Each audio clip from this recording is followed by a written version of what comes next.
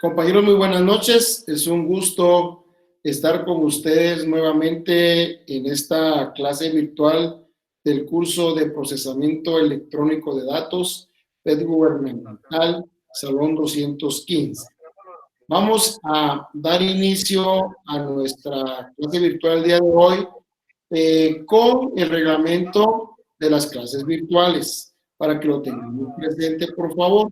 Así que, por favor, Luqui, te voy a agradecer que pongamos en pantalla el reglamento de las clases virtuales para que, por favor, lo podamos ir viendo.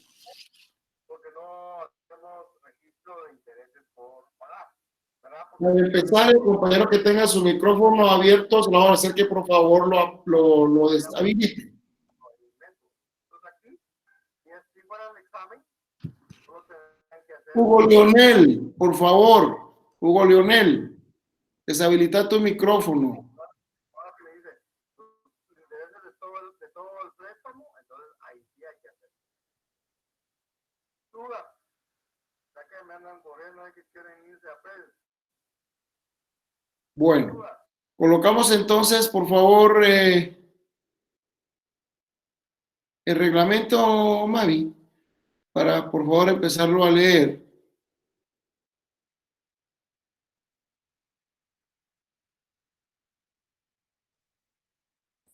Licenciado, ya lo estoy compartiendo, no sé por qué no lo puede. No lo puedo ver, la verdad es que no está corriendo en mi pantalla. Está presentando su pantalla, pero yo aquí no puedo ver.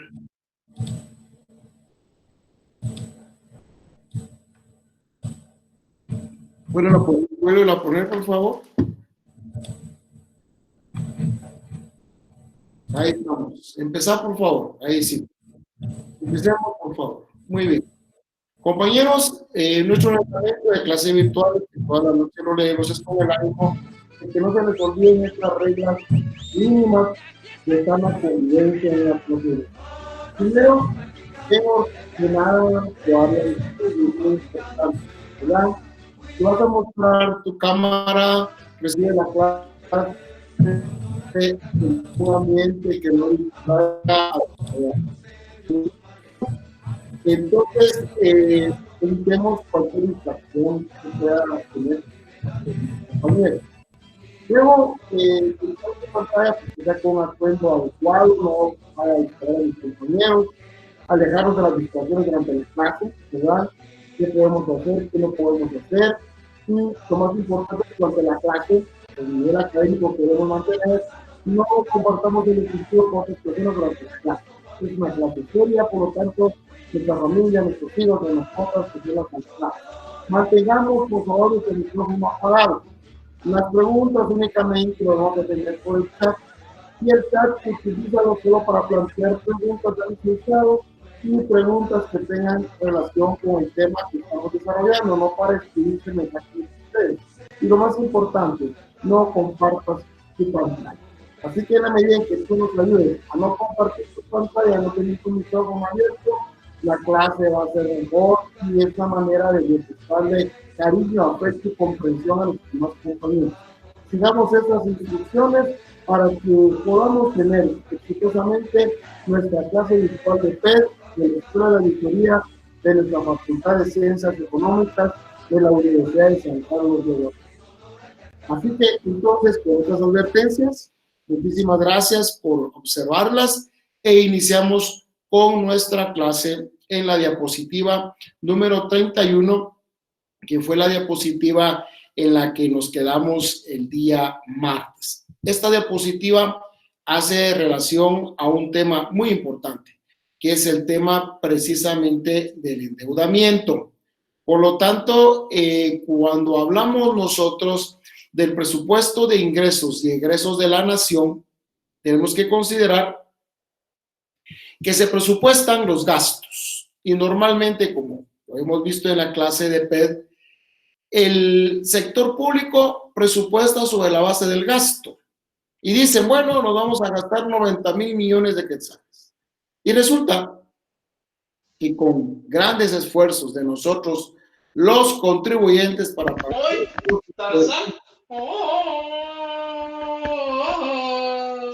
Yeshua, por favor.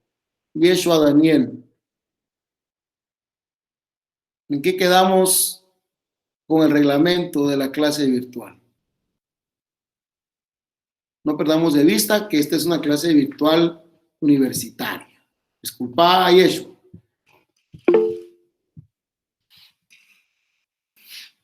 Bueno, después de la distracción que nos provoca Yeshua con su interrupción abrupta, les indicaba que el tema de la deuda pública entonces se convierte en esa diferencia entre que el Estado presupuesta cierta cantidad de gastos, 90 millones de quetzales, y la SAT y todos los contribuyentes, haciendo nuestro mejor esfuerzo, logramos recaudar, pagar, tributar 50,000 millones. Entre 90 y 50 hay una brecha de 40,000 millones de quetzales que hace el Estado para cumplir con ese presupuesto de gastos, sencillamente endeudarse. Y aparece entonces el tema de la deuda pública. Para el año 2012, y algo que no ha cambiado mayor cosa, tenemos la siguiente composición de la deuda pública. El 49% correspondía a deuda externa y el 51% a deuda interna. ¿Qué será mejor? ¿Endeudarnos externamente o endeudarnos internamente? Pues tal como lo indica nuestra diapositiva, la deuda externa normalmente genera plazos para el pago de la deuda hasta de 24 años, mientras que la deuda interna 12 años. Es decir, la deuda interna va a cobrar más rápido la deuda. Por lo tanto, mejor la externa porque nos da más plazo.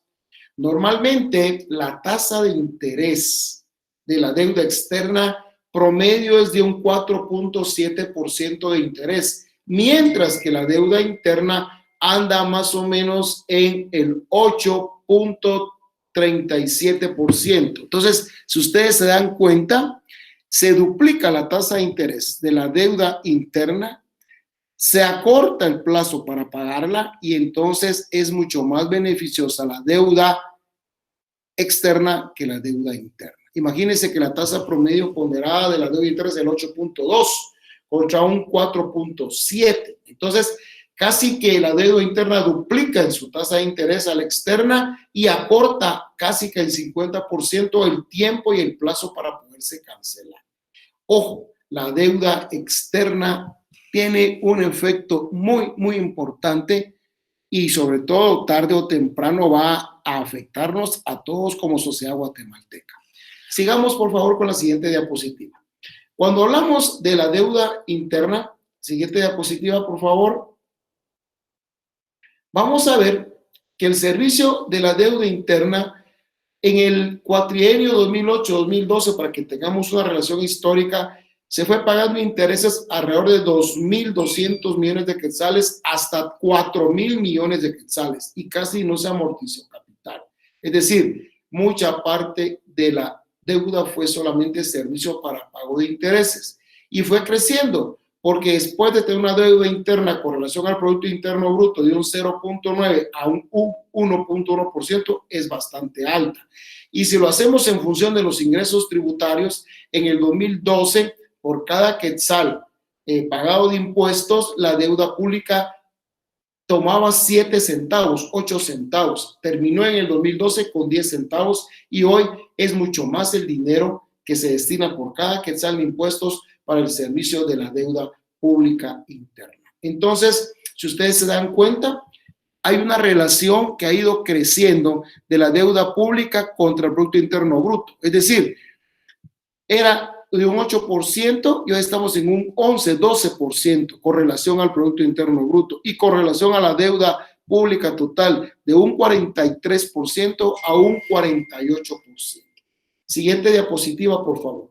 Veamos cuál ha sido el comportamiento de la deuda pública externa. ¿Cómo está la pública externa? Pues bueno. Licenciado, ¿Manda? Me voy a salir y voy a volver a ingresar porque hay varios compañeros que no pueden accesar. Creo que al reiniciar la llamada, pues ya les podría dar acceso. ¿Puede ser posible? Es que estamos en presentación ya, Mavi. Si no, vamos a Ok, pasar a la presentación. muy bien, Tenemos, licenciado. sí, bueno, la deuda pública externa, ¿cómo estamos acá? El servicio de la deuda pública externa va muy orientada al pago de los intereses. Ustedes se dan cuenta, vean cuál ha sido la tendencia, pero también tenemos una parte de amortización a capital que es importante, a diferencia de la interna que solamente estaba pagando intereses y no estaba pagando capital. Entonces, ¿qué va a pasar acá con relación a la deuda pública externa? Si la relacionamos con las exportaciones, tenemos que en el 2008 era de un 6.3% y va bajando en el 2012 a un 5.4%. Es decir, la deuda externa está bajando en relación a la interna. Y si lo vemos con relación al Producto Interno Bruto, es lo mismo. Empezamos con un 1.3, estamos terminando con un 1.1. Con relación a los ingresos tributarios, antes se dedicaban 11 centavos, 2008, por cada quetzal para pago de deuda externa y hoy se dedican 9 centavos, 10 centavos. Es decir, la deuda externa ha tenido un comportamiento de que ha sido menor, pero es la deuda interna la más cara y donde el gobierno obviamente se está endeudando con un efecto negativo para el país. Si vemos la deuda externa desde el punto de vista de los acreedores oficiales, vemos que hay tres bancos multilaterales, tres bancos a los que el país les debe mucho dinero, siendo en su orden el Banco Interamericano de Desarrollo, el Banco Mundial y el Banco Centroamericano de Integración Económica. Es decir, son los tres bancos que más dinero le han prestado a Guatemala.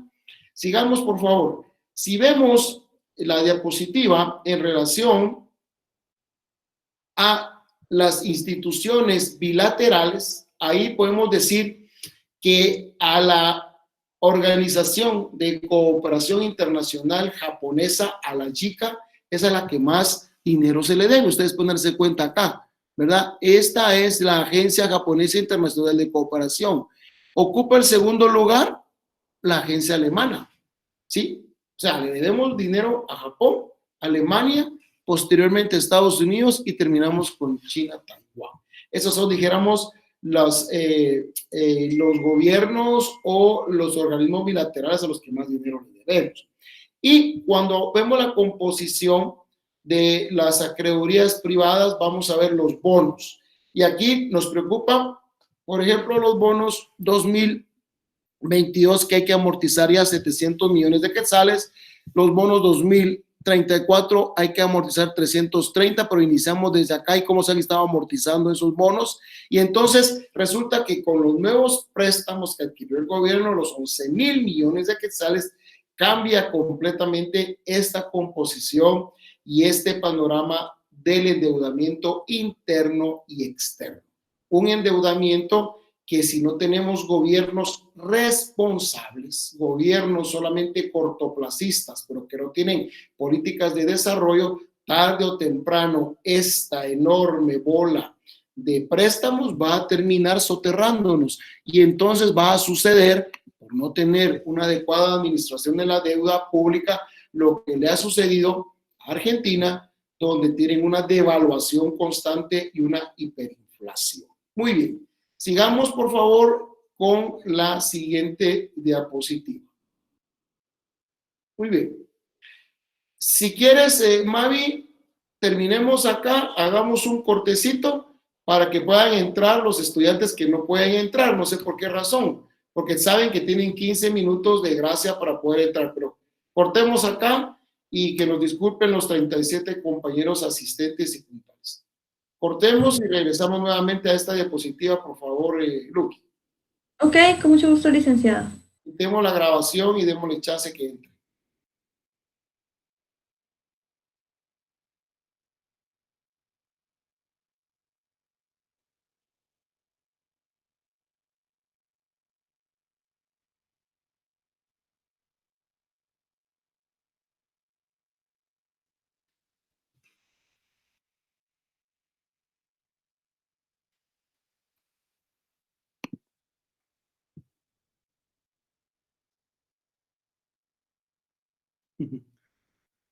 Ah, interesante.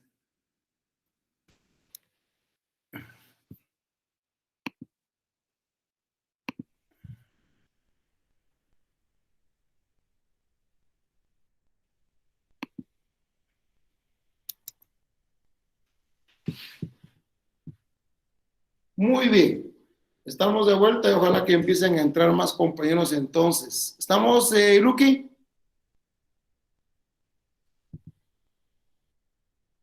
¿Luqui?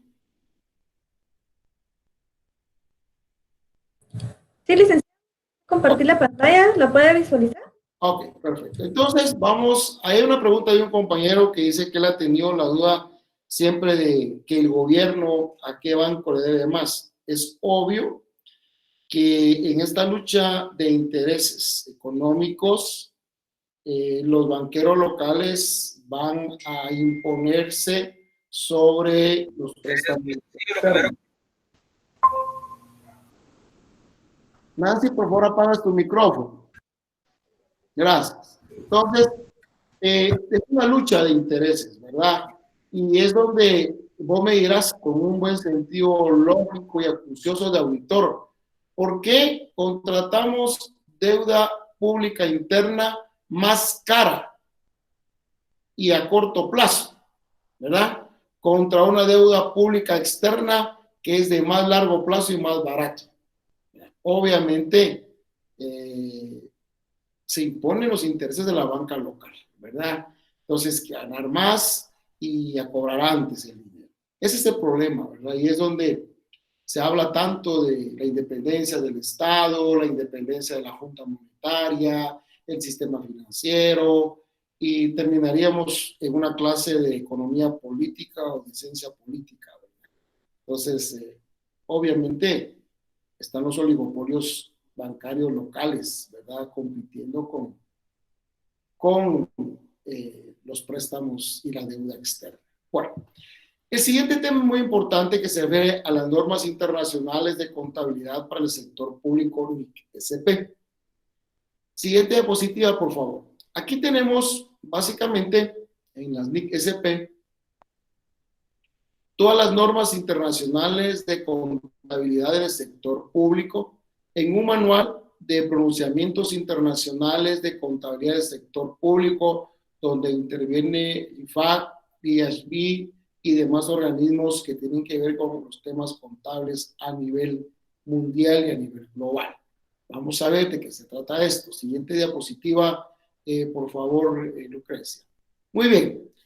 El propósito del Consejo de Normas Internacionales de Contabilidad del Sector Público tiene que, en este caso el IFAC, que es la Federación Internacional de Contadores, servir al interés público. Es decir, el IFAC continuará fortaleciendo la profesión del contador en todo el mundo y busca contribuir con las economías internacionales. Para eso se establece y se promueve la observancia de normas profesionales de alta calidad y que de alguna manera sean observadas a nivel internacional. Es un aspecto sumamente importante que nosotros tenemos que considerar.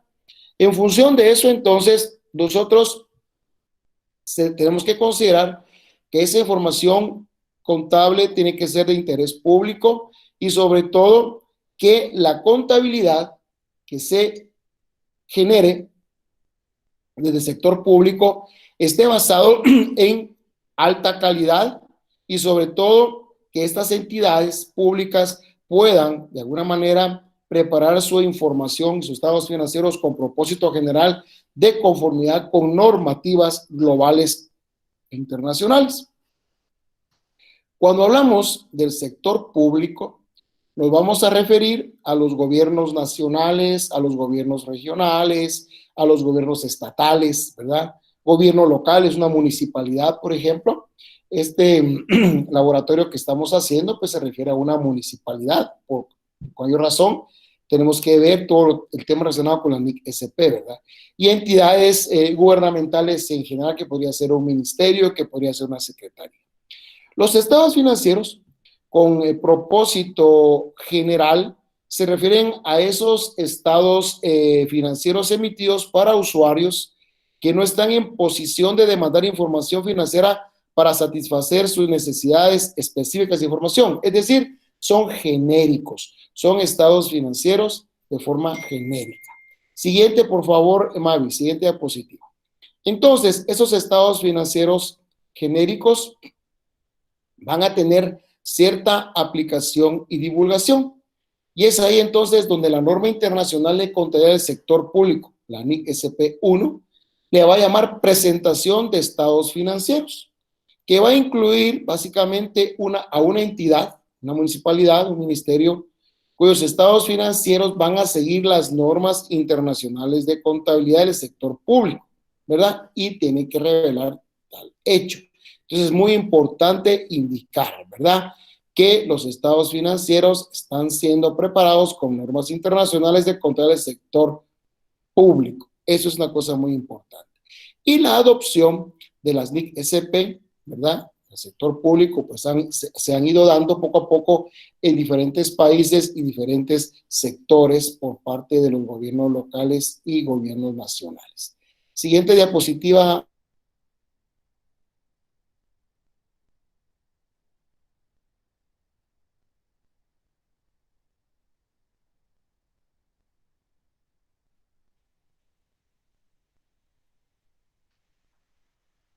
Siguiente diapositiva, por favor. Muy bien.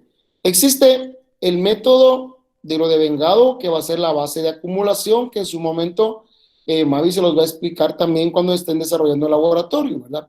La NIC SP para las bases de acumulación o devengo y de efectivo. Es muy importante indicar que vamos a utilizar el método de lo devengo. ¿Cómo vamos nosotros recibiendo lo devengado y lo vamos acumulando en información financiera, en un estado en un balance general, por ejemplo, estado de situación financiera, o bien lo que hemos estado devengando sobre la base del efectivo, sobre un estado de resultados que más adelante le vamos a conocer cuál es el nombre correcto y técnico de acuerdo a lo que dice en la NIC SP, ¿verdad? Entonces, básicamente, esta norma nos dice que vamos a tener como base el método de devengado y la base de acumulación.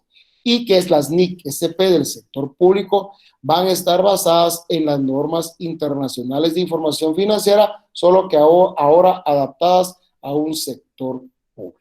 Siguiente diapositiva, por favor. Muy bien.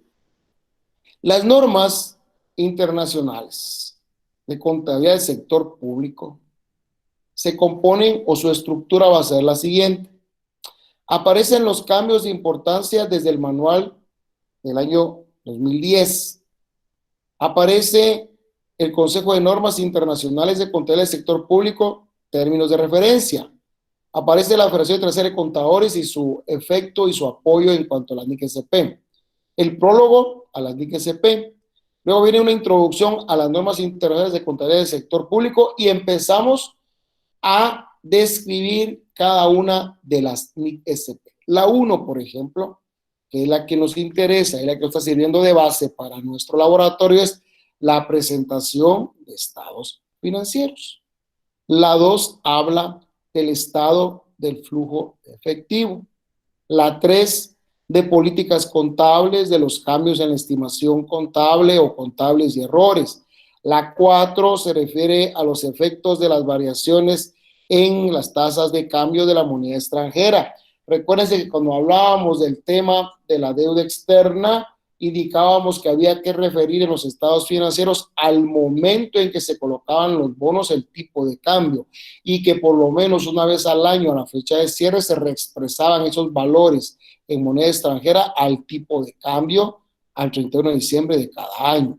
La NIC SP5, por ejemplo, habla de los costos por préstamos. La 6, los estados financieros consolidados y separados. ¿Se recuerdan ustedes que el día martes vimos el modelo de estados financieros separado y luego el consolidado que vimos de todo el sector de la presidencia, los ministerios? Entonces, esa la número 6 nos habla de estados financieros consolidados y separados. La 7, de las inversiones en asociadas. La 8, participaciones en negocios conjuntos. La 9, los ingresos de transacciones con contraprestación, cuando, por ejemplo, yo pago una tasa, un arbitrio y voy a tener una contraprestación o una contribución por mejoras, obtengo una contraprestación. Esa es la NIC 9.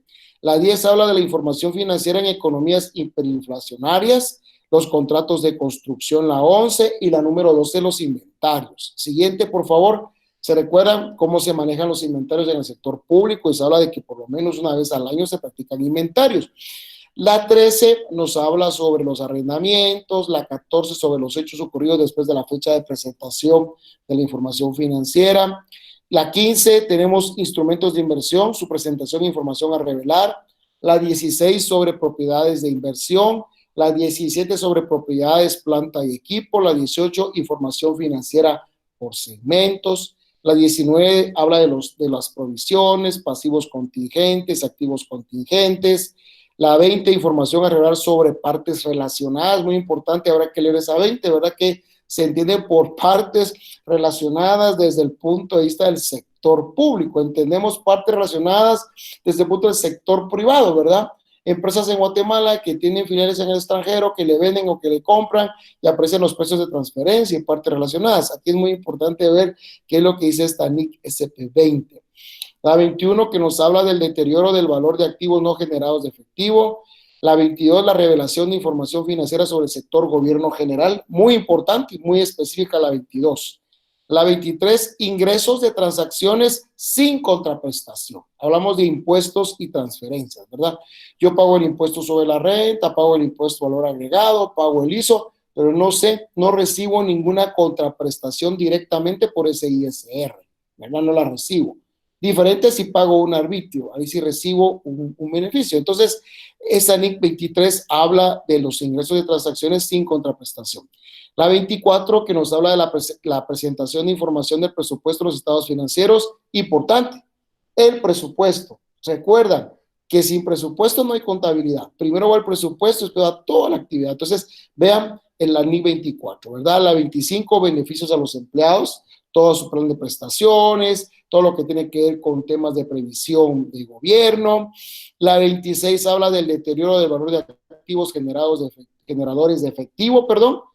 La 27 habla de agricultura, muy importante, ¿verdad? El Estado de una manera, a través del Ministerio de Agricultura, Ganadería y Alimentación, el ICTA y demás instituciones del sector público agrícola, pues tienen alguna actividad agrícola directa, ¿verdad? Muy importante. Y luego de la 28 a la 30 nos habla de instrumentos financieros, su presentación, su reconocimiento y medición y la información a revelar. Y la 31 que me habla de los activos intangibles. Luego tenemos una introducción a la norma internacional de contabilidad del sector público según la base contable de efectivo, muy importante, base contable de efectivo. Y luego tenemos la NIC SP de base de efectivo, información financiera según la base contable del efectivo. Aparecen los glosarios de términos definidos por NIC SP de la 1 a la 31 y un resumen de otros documentos. Y con eso entonces tenemos esas normas de información contable para el sector público. Siguiente, por favor. Muy bien. Detengámonos en la NIC SP número 1. Y esto es muy importante. ¿Por qué? Porque este es el fundamento y es la base de lo que nosotros estamos trabajando en nuestro laboratorio del estado de resultados de la municipalidad Quédate en Casa. Esta NIC SP1 es la presentación de estados financieros y sobre esta norma nosotros nos tenemos que basar. Está su introducción, su objetivo, su alcance, sus definiciones, la entidad económica, tenemos los beneficios económicos o potencial de servicios futuros, las empresas públicas, tenemos lo que es materialidad, los activos,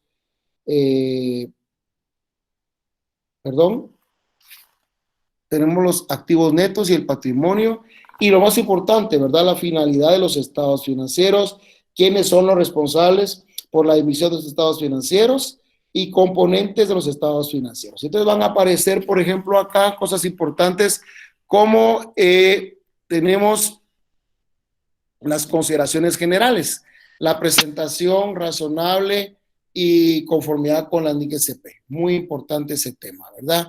El negocio en marcha, que aquí más que todo, más que un negocio, sería una entidad en marcha, ¿verdad? Porque no son negocios, pero bueno, así lo llama la NIC, ¿verdad? Negocio en marcha, la coherencia de la presentación, la materialidad de agrupación de datos, las compensaciones y las informaciones comparativas. Ustedes recordarán cuando estábamos viendo aquel estado de resultados, ¿verdad? Y aún el mismo balance general 2011-2012 comparativamente, haciendo un análisis horizontal, cómo habían crecido los ingresos tributarios, cómo habían crecido los gastos, en fin, aspectos muy importantes, ¿verdad?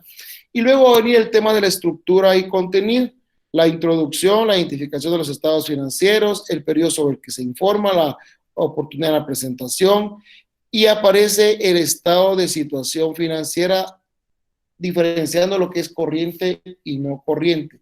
Le van a aparecer los activos corrientes, tal y como lo vimos en la presentación, los pasivos corrientes, información a presentar en el estado de situación financiera, y luego tenemos lo que les quería decir, información a presentar en el estado de rendimiento financiero o en las notas. Aquí entonces no se llama estado de resultados. Nuestra jerga contable está acostumbrada a decir estado de resultados.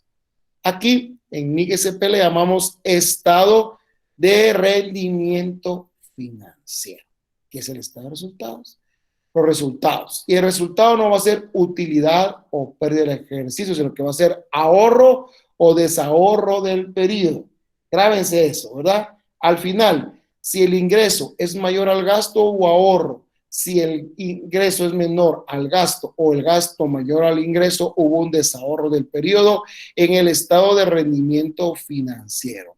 La información a presentar en el estado de rendimiento financiero, la información a presentar en las notas, y entonces vamos también a tener el estado de cambios en los activos neto patrimonio, que vendría siendo el equivalente al estado de cambios en el patrimonio de los accionistas, cuando es una sociedad anónima, ¿se recuerdan? El estado de cambios en el patrimonio de los accionistas, aquí se llama el estado de cambios en activos netos, patrimonio, y luego aparece el estado de flujos de efectivo y las notas, ¿verdad? Tenemos una estructura de la información sobre políticas contables, supuestos claves para la estimación de la incertidumbre, el capital, los instrumentos financieros con opción de venta, clasificados, muy importante, ¿verdad? Como activos netos patrimonio, otra información que digamos que es revelar, disposiciones transitorias y a todo lo demás de la fecha de la vigencia y lo demás. Entonces, si ustedes se dan cuenta, es esta NIC-SP número 1 la que nos sirve de base a nosotros para poder sustentar el estado de resultados que estamos haciendo en nuestro laboratorio. Igual podría ser para un balance general, ¿verdad? Que no se llame estado de resultados, ¿verdad? ¿Cómo dijimos que se llamaba? Vamos a ver. ¿Cómo se llama? ¿Cuál es el nombre correcto? ¿Qué me puede decir? No se llama estado de resultados, sino que se llama estado de rendimiento financiero, ¿verdad? Estado de rendimiento financiero, con ahorros o desahorros, en lugar de utilidades, pérdidas o ganancias. Sigamos, por favor. Por favor, la siguiente diapositiva. Las formas de presentación, es importante la compatibilidad, la estructura, la base de acumulación, reconocimiento, la medición y la revelación tendrá como objetivo entonces que esta norma nos permita generar estados financieros, ¿verdad? Cuyo contenido esté preparado sobre la base contable de la acumulación o el devengo, tanto el reconocimiento como la medición y la información a revelar sobre todas las transacciones o sucesos que van a registrarse en una entidad gubernamental. Y finalmente, estos estados financieros tendrán el propósito general de poder dar información, ¿verdad?, a los usuarios de los estados financieros con propósito general.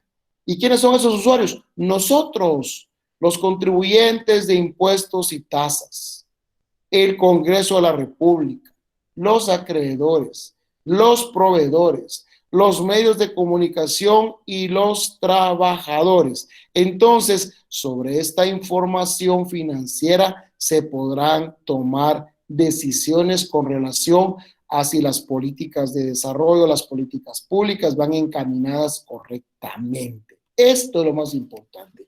Y es donde muchas veces no se ejerce la adecuada auditoría social, no se ejerce una correspondiente fiscalización, que los ciudadanos podamos decir, bueno, estoy satisfecho porque efectivamente este presupuesto se desarrolló, no solamente se ejecutó en cantidad y todo está ejecutado, sino que también hubo calidad de gasto.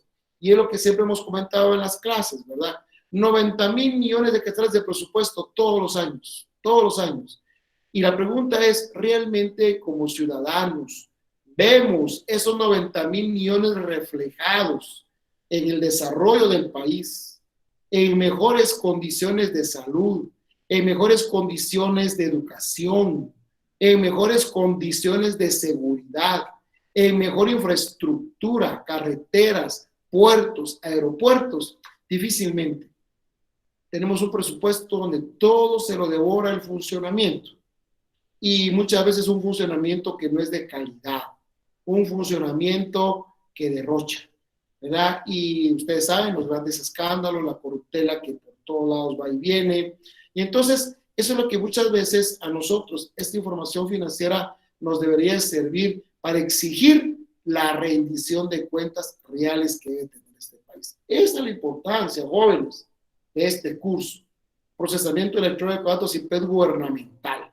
Porque recuerden ustedes que como auditores o trabajamos para el sector privado, que ya sabemos, vamos a aplicar la NIF para pymes, las NIF completas, ahí vamos nosotros a aplicar las NIAs, vamos a ver nosotros cómo somos eficientes, cómo incrementamos las utilidades, cómo disminuimos costos y gastos, cómo generamos más utilidades, el pago de los impuestos correspondientes. Pero el sector privado, ahí lo importante es, como ciudadano guatemalteco, como tributario que soy yo, que eres tú, saber si efectivamente esos impuestos fueron bien manejados y si hay resultados concretos que se vean en la sociedad guatemalteca.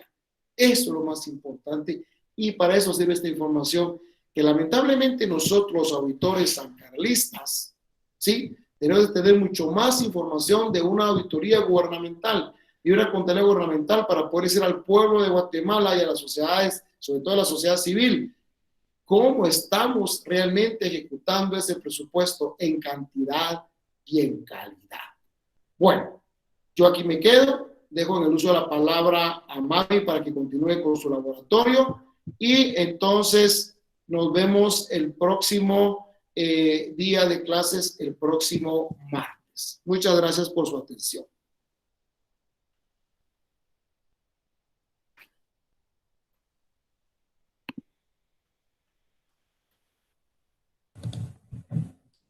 Mucho gusto, compañeros. Buenas noches a cada uno. Lamento las dificultades técnicas que hemos tenido, pero por favor se les ruega ser puntuales. Si se dan cuenta, debemos reiniciar la llamada por los compañeros que no pueden ingresar de manera puntual. Así que por favor, en lo que sea posible, ustedes pues traten de ingresar puntualmente. También, antes de comenzar con la explicación del caso práctico, les quiero, por favor, solicitar a cada uno que si tienen alguna consulta, si tienen alguna duda, que sea por el momento respecto al laboratorio que estamos viendo. Si ustedes pues tienen una duda que no es del laboratorio que estamos viendo, del ejercicio, pues lo vamos a platicar al final de la clase. Y me escriban por WhatsApp, porque en este momento pues estamos en clase. Cualquier duda en el chat respecto al ejercicio que estamos viendo. Bueno, entonces vamos a continuar con nuestro caso práctico. Nosotros pues ya habíamos terminado de hacer las partidas. Hasta el momento, no sé si algún compañero tenga dudas sobre estas partidas que hemos estado trabajando. ¿No? Ok. Bueno, muchos compañeros pues me escribieron porque aún no tenían el conocimiento porque estamos utilizando este 10.67%. Recordemos que esto corresponde al IX, el Seguro Social, el 1% a IRPRA y el 1% a INDECAP. En el Estado, pues no se hace el cálculo de estos porcentajes porque esto es únicamente para entidades privadas. Entonces, no hay INDECAP y no hay IRPRA, únicamente lo del Seguro Social. Siempre en todas las partidas en las que se debe calcular la cuota. Vamos a ver aquí, dice, ¿cómo sería para el caso del renglón 022? Ok. En el renglón 022 es lo mismo que el renglón 021 para efectos del cálculo de estos ejercicios. Pues vamos a determinar, aquí estamos en el renglón 021, lo mismo. El sueldo, digamos que acá no dice 021, sino dice 022. Vamos a calcular lo mismo. El sueldo, la cuota patronal, la indemnización, el aguinaldo, el bono 14. Y si se dan cuenta, no vamos a calcular vacaciones. Vacaciones es exclusivamente para el renglón 011. ¿Ok? ¿Resuelta su duda, estimado compañero?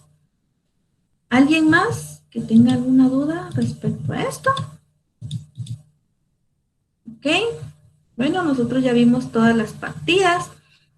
Hicimos nuestra partida de gastos de representación, nuestra partida de los gastos administrativos, lo que están acá, gastos de administración, gastos de representación. Ok, vamos a ver. Bueno, ahora lo que nos corresponde es hacer nuestro detalle del balance. Yo acá lo hice de una forma muy general, comprensible. Y vamos a ver, tenemos dos detalles acá. Todo lo que corresponde al 2018 y todo lo que corresponde al 2019. ¿Cómo lo vamos a hacer? Recordemos que el 2018 lo hicimos cuando determinamos el patrimonio institucional. Ahí hicimos nuestro balance, con el balance saldo hicimos nuestro detalle acá para el 2018. Ahora necesitamos hacer nuestros registros para el 2019. Lo que corresponde hacer en una hoja de trabajo. Vamos a identificar todos los montos que estén del lado deudor en la cuenta de bancos. En este caso, pues tenemos únicamente dos, y corresponde al ingreso de las transferencias corrientes del sector público, que es de la partida número 1, y tenemos otro ingreso que es de los impuestos directos. Son 140 millones. Los impuestos directos, pues recordemos que son impuestos que se pagan directamente al Estado. No es como el IVA, que el IVA pues se paga a un negocio, el negocio pues lo paga la SAT. Nosotros directamente al Estado. Y en este caso es el UCI. Tenemos la maquinaria de equipo, eso lo colocamos por nuestro equipo de riesgo. Vean acá, 4.500.000 es nuestra maquinaria. Nuestras cuentas por pagar, pues se hizo un abono tanto en la cuenta por pagar a corto plazo como la cuenta por pagar a largo plazo.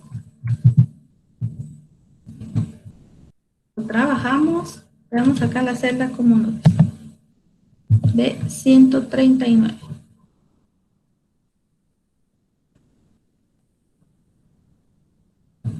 Acá está, miren, las cuentas por pagar a corto plazo y las cuentas por pagar a largo plazo.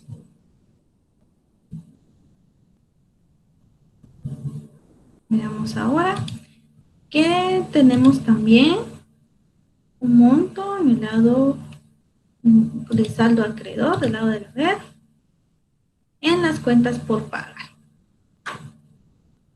¿Cuándo se creó eso? Acá. Cuando se hizo el cálculo de la maquinaria, porque 11 cuotas corresponden únicamente al 2019 y las demás cuotas, las cuotas restantes corresponden a las cuentas por pagar que se van a cancelar del año 2020 en adelante. Ok, licenciada, dice Heidi, licenciada, así como las cuentas que creamos en las partidas cuando sea necesario, también se colocan en el balance de saldos. No hay problema en el dedos abajo. Así, veamos acá. Ok. Nosotros no teníamos una cuenta que decía vehículos. Entonces, al adquirir el vehículo, colocamos la cuenta, hicimos el registro. Igual, cuando hicimos el registro del ingreso por el UCI de los impuestos directos, usualmente los impuestos directos, la cuenta como tal, no va a estar dentro de su balance de saldos. Esa cuenta, pues, es la que comúnmente ustedes deben agregar. Ahora bien, con vehículos puede ser que exista dentro de su balance de saldos, o bien que esto no es muy común que no esté. Pero ustedes la deben de agregar, porque recordemos que debe existir una propia cuenta de vehículos, ya que en maquinaria y equipo, inmobiliario y equipo no podemos colocar el vehículo. No sabemos si el vehículo es de uso administrativo o de uso operativo. Entonces, coloquemos el vehículo como tal. Bien, tenemos otra pregunta. Las cuotas del año 2020 tendrían que ser a corto plazo. Eso es una buena pregunta. Ok, eso lo veíamos. Veamos en el caso de la maquinaria.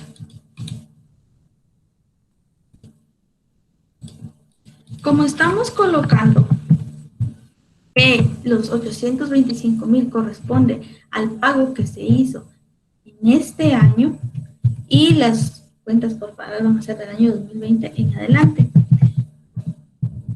Como lo que se está estableciendo en sí no son ajustes, tendría que haberse hecho estos registros durante todo el periodo. Es decir, pudieron haberse dado en enero, en febrero, en junio, pero nosotros lo dejamos el 31 de diciembre porque no tenemos una fecha determinada.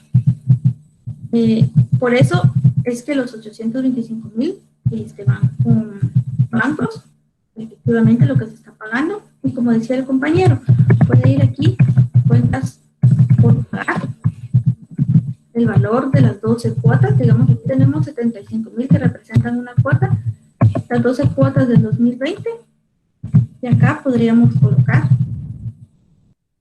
las restantes. Vamos a ver, ¿cuántas cuotas serían? Vamos, compañeros, hagamos el cálculo. Yo sé que para escribirme en el chat son rápidos, pero para colocarlo acá, ok, fácil, diferencia. Las cuentas por pagar a largo plazo van a representar 2.775.000, que es del 2021 al 2024. Esto va a representar al 2020 y esto es 2019. Así es como podría quedar. Pero eso se lo tendrían que determinar en el enunciado. Para efectos de ejercicio del examen, ustedes deben hacerlo únicamente así, como lo tenemos acá.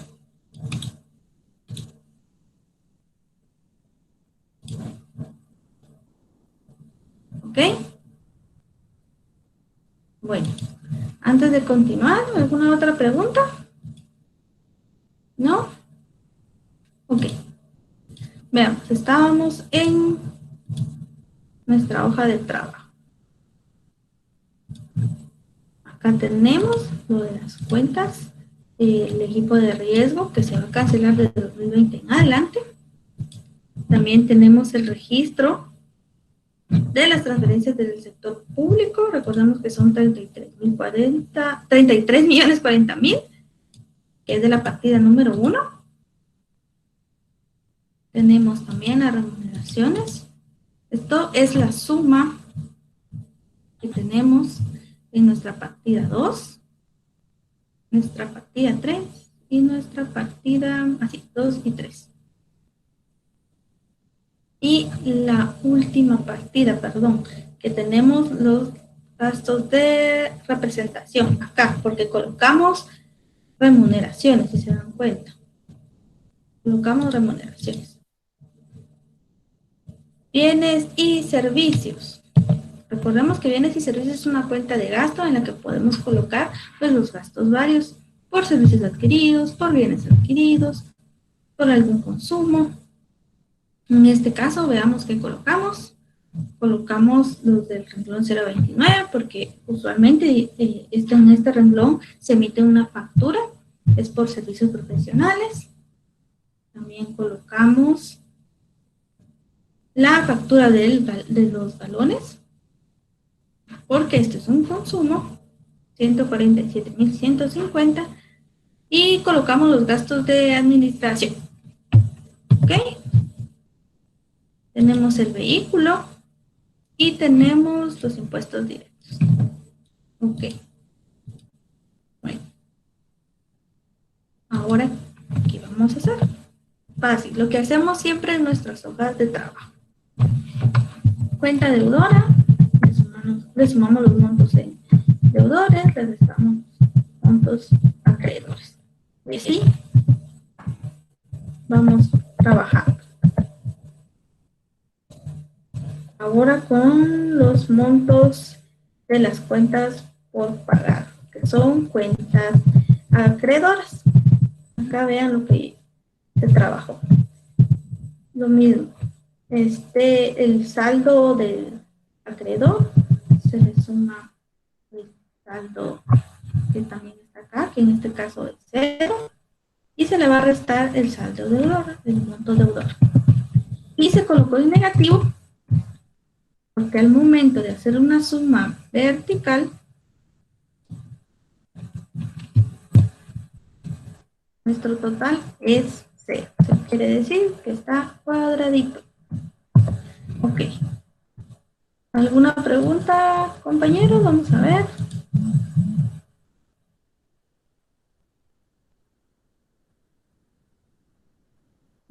Así como las cuentas de resultados no pueden pasar al año siguiente y ahí las colocó, o solo están para cuadrar. Ah, ya. Sí. Muy buena pregunta. La que nos dice Diana. Sí. Acá únicamente está para cuadrar nuestra hoja de trabajo. Obviamente nuestras cuentas de ingreso y de gastos no pueden estar en nuestro balance, en nuestro estado de rendimiento. Ahí no pueden estar, porque recordemos que el estado financiero como tal, el estado de rendimiento, son los ingresos y gastos corresponden a un mismo periodo fiscal. Entonces no podemos colocar los acumulativos, únicamente en el balance general. En esto que estamos trabajando acá es únicamente para cuadrar nuestra hoja de trabajo. ¿Ok? Veamos. Bueno, ya tenemos cuadrada nuestra hoja.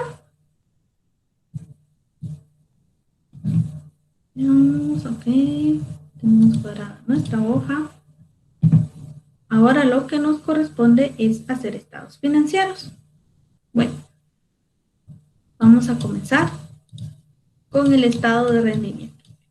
Antes de iniciar acá, pregunto nuevamente, ¿tienen alguna duda con respecto a lo que hemos visto en las partidas anteriores? En nuestras sumas, en nuestras operaciones, en nuestras transacciones. ¿Ok?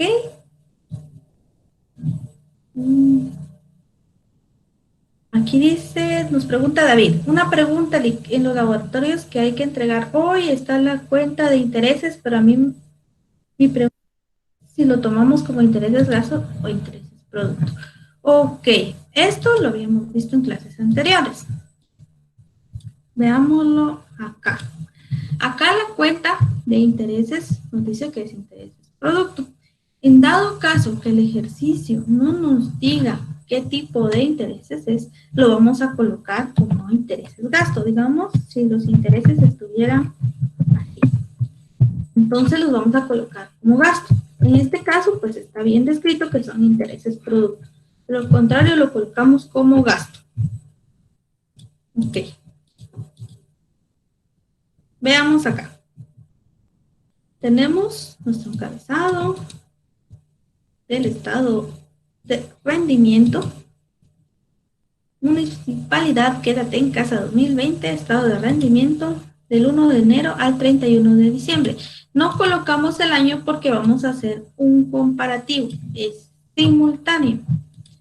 Vamos a colocar, ustedes lo pueden trabajar primero todo el año, todo el 2018 y después todo el 2019, o bien primero los ingresos y luego los gastos.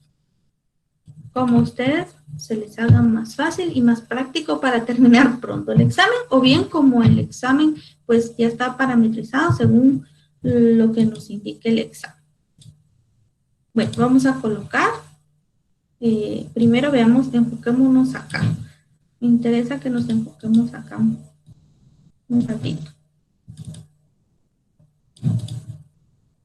Tenemos nuestros ingresos. Estos se van a dividir en ingresos corrientes. Y tenemos otro tipo de ingresos que están dentro de nuestro manual contable, pero los que hemos trabajado, todos son ingresos corrientes, son ingresos que comúnmente se dan dentro de la municipalidad, y también existen los ingresos no corrientes. Pero en este caso, pues no tuvimos un ingreso no corriente, podría ser alguna donación o algo que no se da comúnmente. En este caso, pues el UCI sí se da trimestralmente.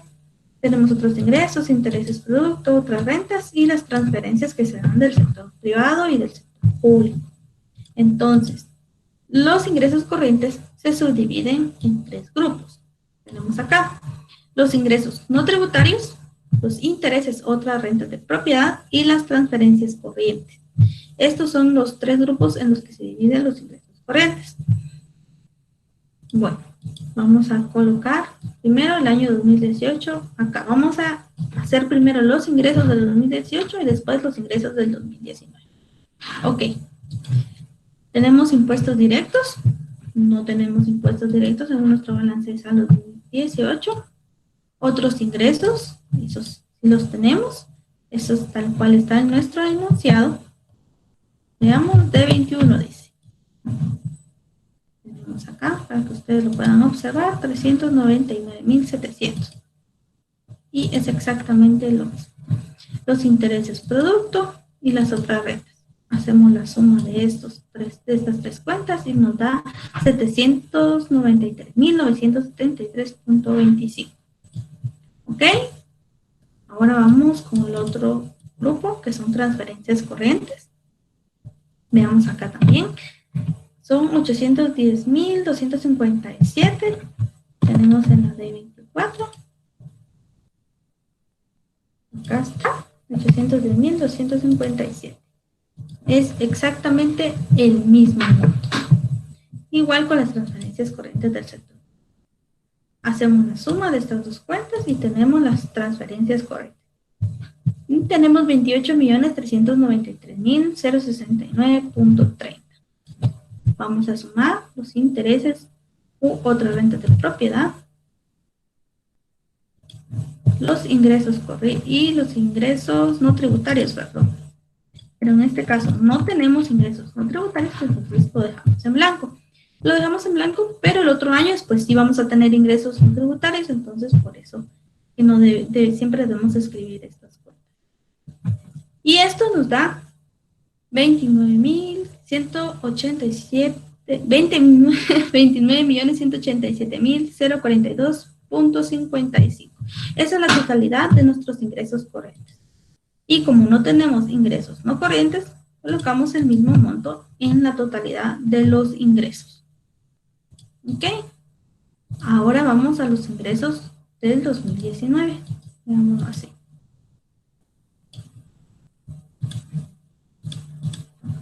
Ok.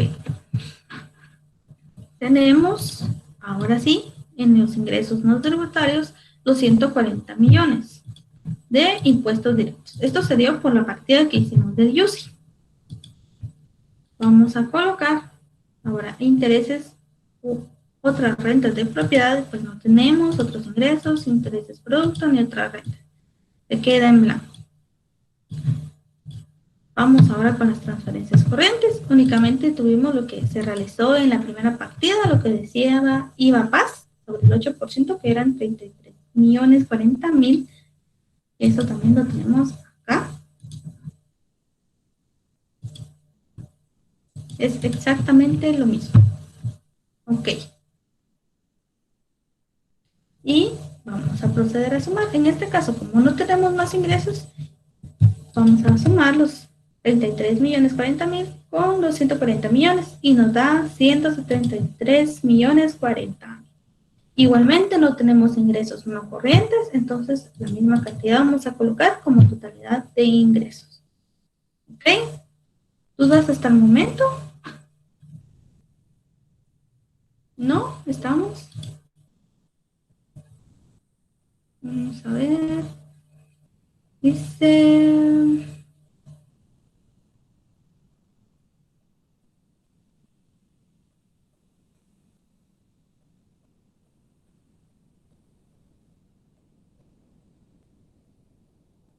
Dice, licenciada, cuando dice 728 diarios de pago de sueldos, ¿cómo hacemos el cálculo del mes y del año? Bueno, nos está diciendo que son 728 diarios. Debemos determinar qué es lo que nos dice en el enunciado, donde dice, veamos acá la duda, donde nos dice, acá, durante el año 2019. Esto es lo que nos va a indicar a qué se refiere. Y vamos a ver, pueden ser 365 días, 366 días. Si es renglón 011 se le calculan vacaciones. Si es renglón 021 y 022 no se le calculan vacaciones. Y si es renglón 029 pues únicamente por los días laborados. Y ingresos tributarios. Licenciada, está viendo la nomenclatura y los impuestos directos aparecen como tributarios. Gracias, compañera, por corregirnos. Muy bien, eso me hace sentir que sí me están prestando atención. Muchísimas gracias por sus comentarios. ¿Me vieron? Bueno, continuamos con los gastos entonces. Bueno, igualmente vamos a trabajar los gastos del año 2018 y después los gastos del año 2019. Y espero que nos dé tiempo de ver aunque sea una variación, pero vamos a trabajarlo acá. Bueno, los gastos igual, tenemos gastos corrientes y gastos no corrientes. En este caso, pues solo vamos a trabajar los gastos corrientes, los gastos que comúnmente se dan. Si pueden observar, en este estado de rendimiento únicamente tenemos ingresos y gastos. No es como una entidad privada en la que tenemos nuestros ingresos, nuestro costo de venta, nuestros gastos operativos y tenemos nuestro resultado antes del impuesto, después del impuesto. Únicamente se va a basar entre ingresos y gastos porque este es un estado de rendimiento. Como ya lo bien decía el licenciado. Bueno. Vamos a colocar los grupos en los que se dividen los gastos corrientes. Gastos de consumo, intereses, comisiones y otras rentas de propiedad. Dice intereses. Transferencias de capital. ¿Ok? Y vamos a ver. En los gastos de consumo, ven, la cuenta de remuneración y las cuentas de bienes y servicios se van a colocar acá. Otros alquileres van a estar en intereses, comisiones y otras rentas de propiedad. Y las transferencias de capital, pues existen transferencias de capital al sector público y al sector privado. En este caso, nuestro balance de saldos del 2018 únicamente nos presenta las transferencias de capital al sector público. Recordemos esta palabrita clave, al sector, quiere decir que de la municipalidad al sector público, y transferencias corrientes del sector público nos quiere decir que eso es un ingreso porque la entidad del sector público o privado nos hace esa transferencia. Ok. Vamos a colocar en las remuneraciones, igual vamos a buscar en nuestro balance de saldo los 9.148.000. Acá lo tenemos, 9.148.086.85. Lo mismo vamos a hacer con los bienes y servicios. ahora vamos con los intereses y comisiones y otras rentas de propiedad. Tenemos 784.820. Y lo vamos a buscar también acá. Esto es del año 2018. No nos perdamos. 784.820. ¿Ok? Tenemos las transferencias de capital al sector público, 1.852.525. Lo que tenemos acá, si se dan cuenta, son las últimas cuentas que están del 2018. Ok, entonces sumamos el grupo de los gastos de consumo y nos da 16.706.238 los intereses y comisiones, que en este caso solo tenemos los otros alquileres, son 784.820, y las transferencias de capital del sector público, porque no hay transferencias de capital del sector privado, 1.852.525. Esto es lo que va a representar nuestros gastos. Vamos a sumar los tres grandes grupos y nos va a dar 19.343.583.85. Como no tenemos gastos no corrientes, vamos a colocar en la totalidad de los gastos. Ok. Ahora vamos con el año 2019. Vamos a ver los gastos. Igual, tenemos estos grupos. Y vamos a sumar las remuneraciones. En nuestra hoja de trabajo tenemos 13.450.522. Veamos, acá está, ¿eh? 13.450.522. Igualmente con los bienes y servicios vamos a buscar lo que está en nuestra hoja de trabajo y los otros alquileres. ¿Ven? Acá están cabal los tres juntitos. Esto es lo que vamos a colocar. 2018 y 2019, perdón. Ok. Compañeros, yo sé que ustedes pues necesitan tomar agua o usar el servicio sanitario, pero realmente si usted pues ya no va a prestar unos segundos atención al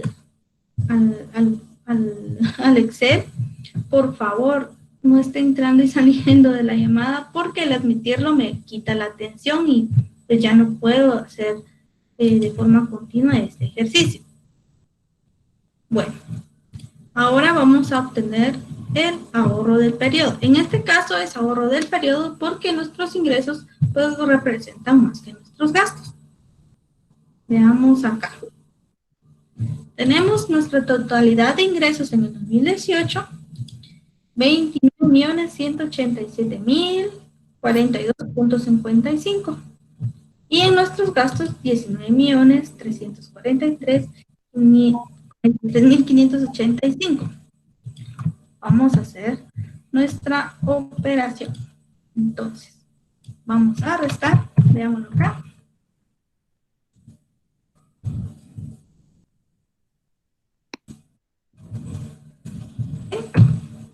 Así es como lo tenemos. 9.843.458.70. Eso es lo que vamos a tener de ahorro del periodo. Y para efectos del Excel, veamos esta resta.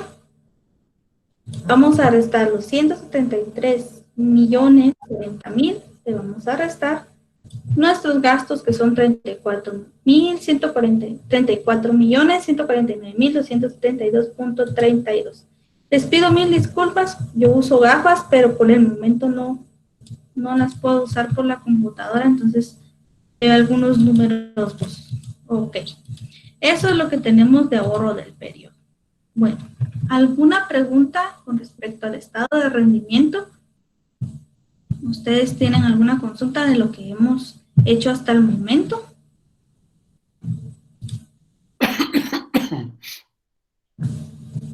Bueno, vamos a continuar a explicar la variación. No sé si usted tiene algún aporte.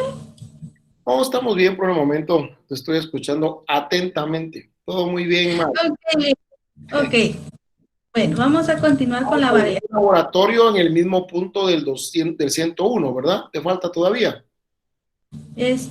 Aquí ya lo sobrepasamos, porque en el 101 tuvimos el primer día de clases muchos problemas para accesar. Ya. Bueno, ¿cuánto más vas a dar de clase? Porque ya estamos en las 20:15.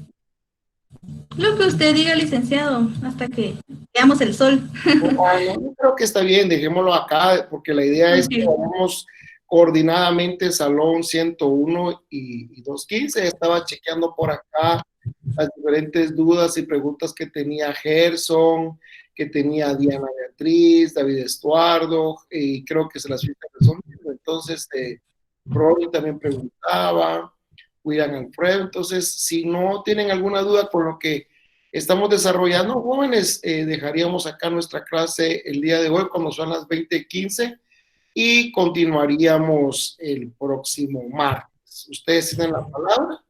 Si tienen alguna duda, o dejamos acá la clase el día de hoy.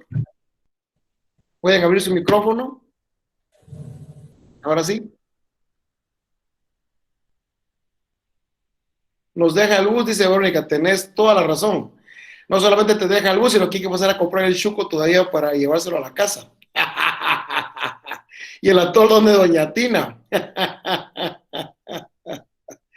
El chuco y el atol Doña Tina y el bus. Bueno, chicos, abra su micrófono, dice Lick. No tenemos dudas, estamos bien, nos vemos el martes. Lick, yo tengo una duda. A ver, dime. Si la compra de la maquinaria se realizó 2 años anteriores del año en que estamos resolviendo, por ejemplo, si la maquinaria se hubiese adquirido el 31/1/2017, ¿cómo se dejaría la partida? Muy bien, Mavi.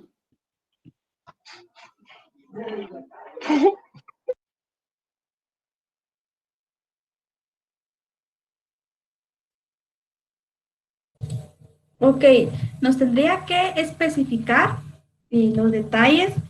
Primero, cuándo iniciaron los pagos. Pagos. Segundo, Así es. iniciaron los pagos.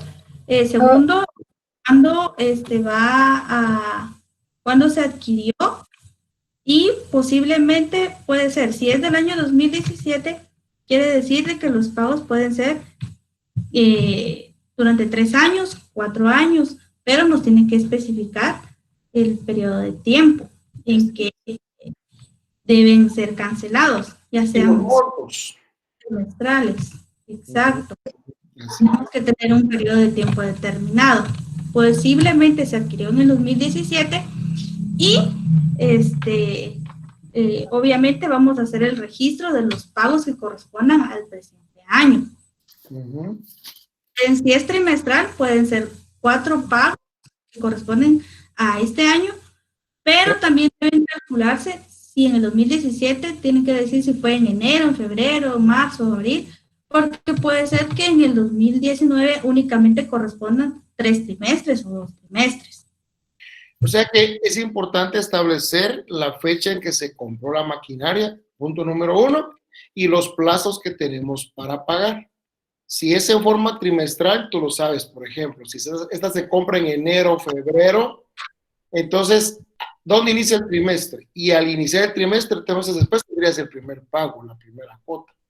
Entonces, tienen que decirte pago trimestral que inicia a la fecha en que se compró la maquinaria. O sea, si tú lo compras el 1 de febrero, ya 1 de marzo, 1 de mayo, pago, por ejemplo, ¿no? Entonces, va a depender mucho de la fecha de la compra de la maquinaria y dónde arrancan los pagos trimestrales, ¿oíste? Ah, bueno. Así es. Entonces es en... Tienes que hacer una línea de tiempo. O sea, es importante una línea de tiempo, ¿verdad? Fecha en que se compra la maquinaria. Primer pago, el trimestre. Entonces, la fecha de compra de la maquinaria, tal, más 3 meses, ahí termina tu trimestre, ahí te vas. Y posiblemente en ese año pagues 3 trimestres, 2 trimestres, o de repente, o sea, esa es la parte del análisis que tú tienes que hacer utilizando una línea de tiempo. ¿Oíste? Ok, esa era mi duda y es que también en un enunciado de los laboratorios que realizamos no indicaba, por ejemplo, el tiempo en que se iba a pagar el equipo de cómputo. Pero Entonces, ¿cómo estaba la información para que la contextualicemos? Si este es el laboratorio, ¿por qué no lo lees? permítame. Ajá. Yo tengo una duda con el laboratorio número 5. También dice, es sobre la compra de maquinaria. No sé si puedo leer el inciso. Sí, léelo. Se compra una maquinaria por valor de 800,000 en pagos trimestrales. La factura tiene fecha 31 del 3 del 2017. Yo entiendo que los 800,000 se dividen dentro de los 4 trimestres que tiene el año, pero no sé si estoy mal. Estás bien, estás bien. Y para efectos de 2017 solamente pagarías 3 trimestres, ¿correcto? En 2019 ya no pagaría nada porque supuestamente en 2017 se pagó 3. Sí, Uno pendiente que se pagó en el 2018. Correcto. Ahí estás. Es correcto. Es correcto. Gracias. Estás. Perfecto. Muy bien. Es correcto. ¿Cómo estamos lo de cómputo? Es en la herramienta. Dime, pues. Es el laboratorio número 2. A ver, lee. Inciso 5 dice que se compra herramienta y maquinaria por valor de 193,000 en pagos trimestrales. La factura tiene fecha 31 de enero de 2019. Ya. Aquí no indica cuánto tiempo se va a pagar, digamos, la factura. Entonces, volví a leer. Se compró. Volví a leerme, por favor, otra vez, despacito, dale. Se compró. Se compra herramientas y maquinaria por valor de 193,000 en pagos trimestrales. Okay. La factura tiene fecha 31 de enero de 2019. Perfecto, en pagos trimestrales. Ok, entonces, tu primer pago trimestral iniciaría el 1 de febrero. Compraste el 31 de enero, ¿correcto? Sí. Okay, va. Entonces, tu primer trimestre sería del 1 de enero, perdón, del 1 de febrero al 1 de marzo, abril y mayo. Ahí se vence tu primer trimestre. Ah, ok. Luego vas junio, julio, agosto, segundo. Septiembre, octubre, noviembre, ¡pa! Y ahí te quedas. Tendrías que pagar 3 trimestres y dejar provisionado diciembre en ese estado. Provisionado diciembre. Vas a agarrar diciembre, enero y febrero y vas a pagar en febrero tu trimestre. Ah, ok. Sí, ya me quedó claro. Por pagar. Solo quería saber si... Por los 2 meses siguientes, ¿verdad? Sí. Ah, ok. Sí, solo quería saber si se dejaba provisionado lo que... Claro, se deja provisionado. Dejas provisionado por pagar un mes, porque te faltan 2 para llegar al trimestre. Muy importante. Entonces, por eso es importante hacer una línea de tiempo. Mi línea de tiempo, agarro yo y digo, bueno, 31 de enero, ¿cuándo vence el primer trimestre? Voy para acá, aquí está el primer pago. Y el segundo y el tercero. Y el tercero te vence en noviembre. Bueno, vas a pagar. Y diciembre, ¿qué onda? No lo puedes dejar volando. Lo dejas provisionado.